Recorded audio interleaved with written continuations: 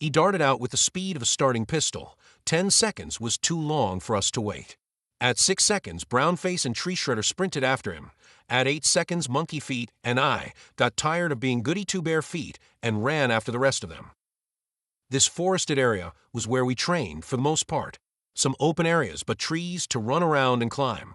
When we went into the spirit realm, though, that was lively stuff. There was always something interesting that we learned up there. It just felt a little more comfortable for me too, you know? Like the air felt easier to breathe. I could be myself there. We have to watch our backs so much in the material realm. In the regular material world, though, we have to run and keep ourselves calm in human form, chasing our alpha barefoot in a wooded area. Stepping on twigs and into holes stopped us for a couple of seconds each time, dealing with it as though we stepped on a caltrip. At any time, if we were not close to our alpha, we always heard him laugh. It was not if, it was when. It happened often, and it was easy for us to hear, in the quiet of nature. When he did laugh, though, it gave away where he was, and we were able to know what direction to run. The chase wasn't just a game of catching him. He turned back towards us, as teens often, to get us to dive after him as he ran around a tree, or on the rare occasion when we worked together, but that happened less and less over the months.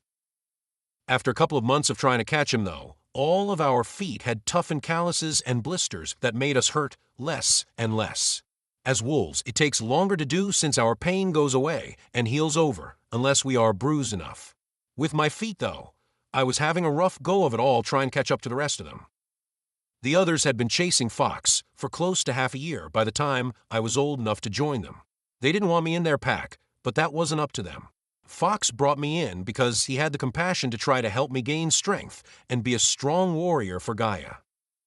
My legs and feet took quite a while to build some additional muscle, and blisters did not heal over like the others, but just hurt and would bleed more often than build strength. Rarely, if ever, did I take the chance to dive for Fox thinking I'd miss or hit my head or arm on a tree. We all have jumped at him before, but when I tried, I more often smacked into a nearby tree and didn't hear the end of that for a week from Brownface.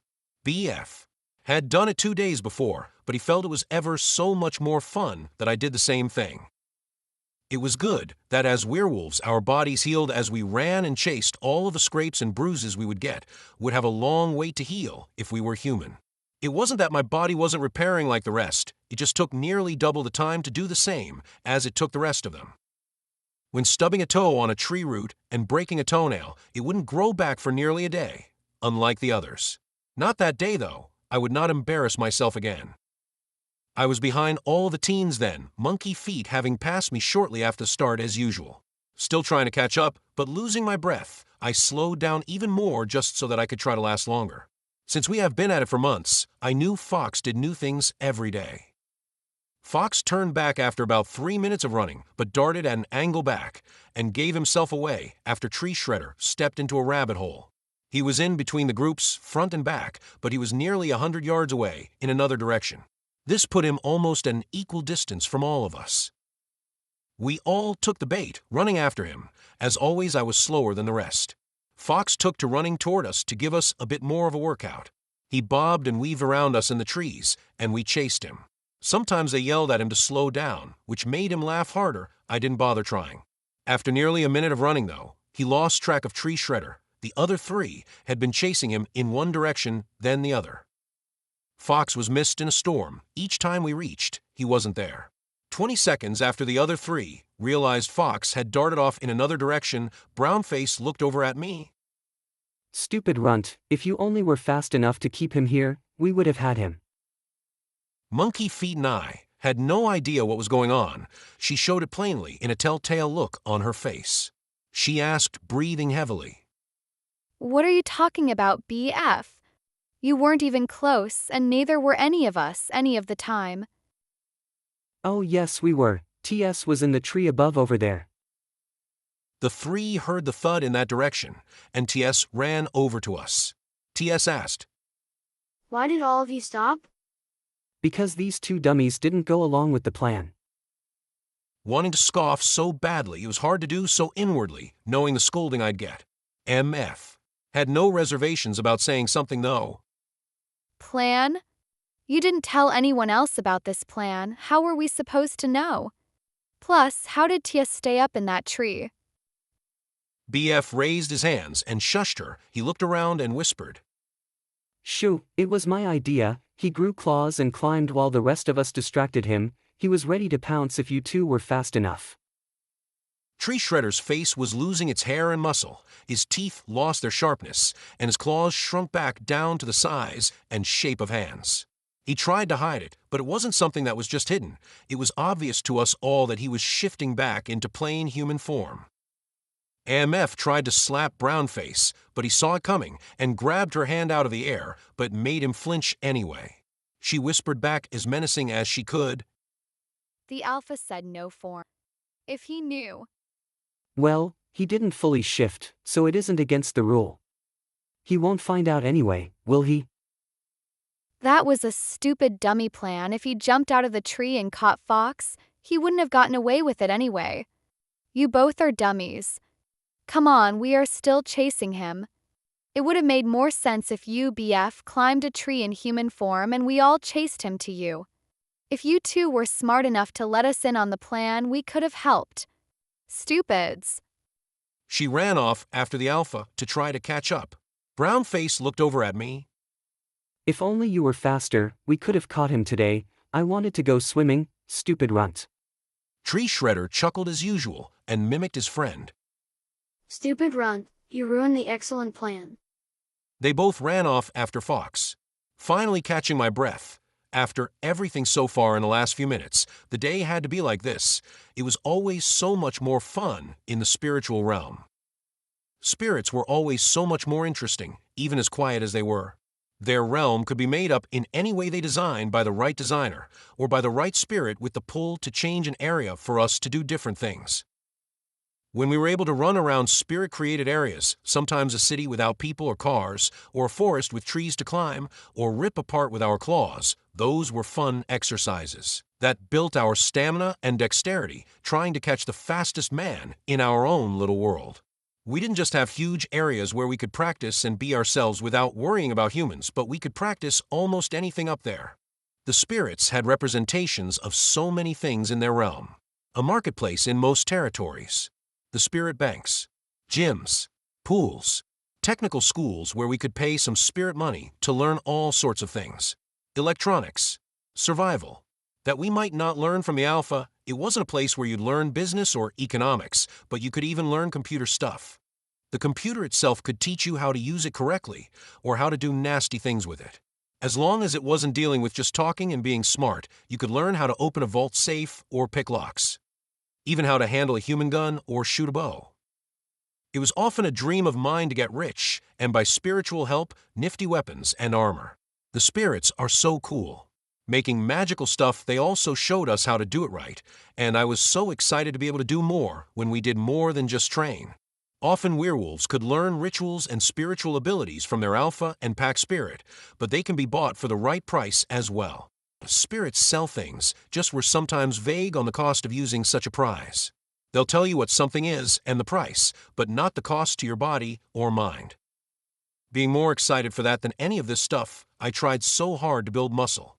Working out often and trying to run around the reservation every day. I ran till my heart gave out and healed, then I ran some more, but it rarely got me anywhere. It had to be what happened to me as an infant. The other pack didn't sugarcoat anything with me. They told me they found me in bad shape in woods, and they couldn't chase my parents down. It was tough on them helping me, but here I am, thankful to them and the spirits every day. For now, we were chasing the Alpha, and I had to catch up to the rest. 5 minutes of running later, I didn't know where the others were. Stopping to calm my heart from popping out of my chest, I listened to the forest to see if it would tell me anything. The forest didn't say anything, but I heard someone screech out, and Fox laughed again. Doing what I could to at least stay in their area, I jogged closer. Stopping to breathe, and listen a minute later, I heard some rustling in the trees, less than 50 yards away. Quietly climbing the closest tree, it took longer than usual. Lowering my head, I asked any spirit that would listen if they would lead Fox to me under the tree. Starting to believe that they had done just that, Fox moved like a snake through a nearby set of trees. A smile found its way to my lips, the first one this week. It looked like Fox was looking more on the ground floor, and he crept closer as silently as a wolf. Without rustling the branches any more than needed, I silently asked the tree to hold me just a little longer without betraying me. Just about to jump, Fox walked 10 paces in another direction, fouling my plan. He stopped around one side of a tree where I watched, and without looking up, he said fairly quietly, "That was pretty good, kid. I didn't hear you, but as soon as I smelled you, I knew you were up there. You did that very well, though. Not everything is about being faster or stronger. Practice makes better." Shaking my fist at the ground, Fox dashed away. I might have been caught, but my lousy luck won out again. The rare bit of genuine praise was new from the fire-haired alpha. Fox ran off in another direction, probably where my packmates were running. Also, likely they were running in the wrong direction. Fox did have a knack for keeping us in a tighter area than we realized. After another 15 minutes, almost a total hour of running, trying to catch the alpha, and failing, he ended the chase. The pack gathered around, and Fox called out, "You didn't catch me today, but you will again one day. Practice makes better." Wiping the gross sweat off of our foreheads, we breathed heavily. We groaned in close unison and repeated, "Practice makes better." Okay, let's get back to camp. We can see if someone caught some food or if it might be fish stew again tonight. I might be able to finally show you how to skin something other than peeling the scales off of a fish. There may be some rabbit stew on the horizon as well. They are growing well after the last batch of them escaped. We all know they didn't escape. Runt let them loose, he doesn't want to eat them. I mean, sure the meat is pretty lean, but it is still tasty. Are you going to be a vegetarian your whole life, Runt? Both he and TS snickered. I slowly leaned my head down from the gut punch that I had just received yet again. Since I won the chase today, BF, you will clean the rabbit farm monkey feet. You will meditate and talk to the spirits for guidance. The boy will go work out, and Tree Shredder, you will dig the tribe's next dump hole. You will all do these things before dinner. We all moaned and ugged our way back toward the tribe area. We had miles to walk back. BF and TS scoffed at the injustice of it all. Why do I have to do the rabbit dirty work? That barn smells so gross. How do those furry little food balls smell so bad? All Monkey Feet has to do is talk to spirits, and the Runt has to work out. What sort of punishment is that? I don't remember asking what you wanted to do, but okay, let me explain myself to you. You earned your chore today. Tree Shredder earned his chore today by shifting forms when it was against the rules. Monkey Feet is bad at dealing with the spirits, and they make her nervous, and the boy needs to lift some more weights. But, how did I earn my chore? It is quiet out here, and I have excellent hearing. His face got closer and closer as he pressed each point. Brownface gulped and said with a shaky voice, It was Tree Shredder's idea. He said it wouldn't be against the rules if he just used his claws. Fox looked over at TS, not looking like he wondered even for a second whether he thought it was the truth. I changed my mind. You will join TS digging the new tribe hole for our dumps. Then when it's big enough, both of you will clean the rabbit farm. Do you wish to keep talking? BF shut his mouth and shook his head. Fox called out, Shift into wolves to make it home. I'll put your clothes in my backpack and bring it. I know you might not be in a rush, but BF. Here. Shift into wolves to make a home. I'll put your clothes in my backpack. I know you might not be in a rush, but BF here, he said, patting the young wolf on the shoulder. Wants to rush home to start his chore, and I don't want to disappoint him. You can walk all you want, but it will still make it faster.